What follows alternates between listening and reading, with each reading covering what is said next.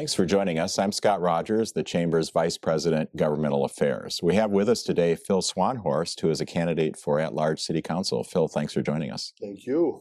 We have a few questions we want to ask you, but we want to start with one that isn't really have to do with policy, but who is Phil Swanhorst? What would you want people to know about you? Well, I would like to bring some experience to the City Council. I've lived in Eau Claire about 8 years is all, right downtown here in an apartment. Before that, I owned a campground in Chippewa for 26 years. Before that, I had a 80-acre hobby farm in Osseo. And we don't want to go before that into Minnesota and South Dakota, but I've got a lot of different experiences, and I think it's beneficial to have a variety of a background that I can bring forward. Okay, so you decided to take your personality and your background and run for City Council. So why have you decided to do that? I was asked 3 years ago to consider doing it, and I felt at that time I didn't know enough about the actual workings of the city.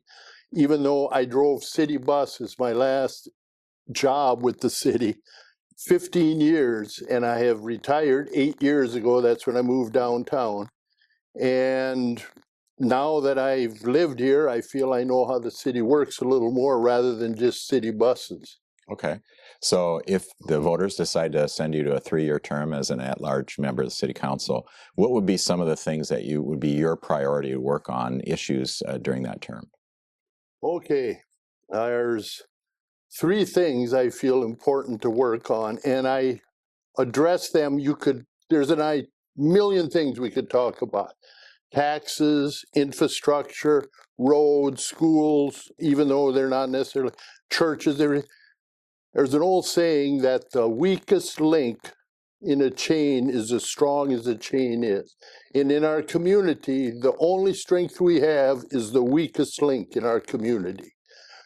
The Pablo is absolutely fantastic. Our roads, our white walking paths, everything. But there's a weak link with the unhoused. That needs to be addressed. There's a weak link with the undernourished. That has to be addressed. There's a weak link with an educational financing. We can't keep financing education with referendums. So those are some of the issues I'd like to address right away. All right. So as you think about addressing those issues or anything that the city does, how does it affect the economy?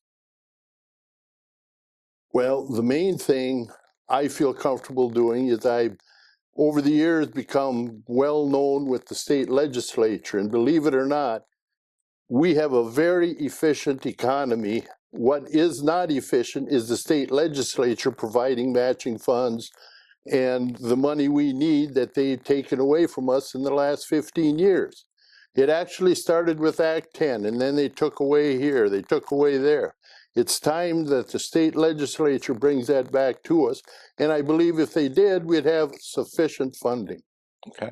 All right. Well, we thank you for joining us, and we encourage our viewers to look at all of the videos that we've done with the City Council candidates and be sure to exercise your right to vote on April 1st.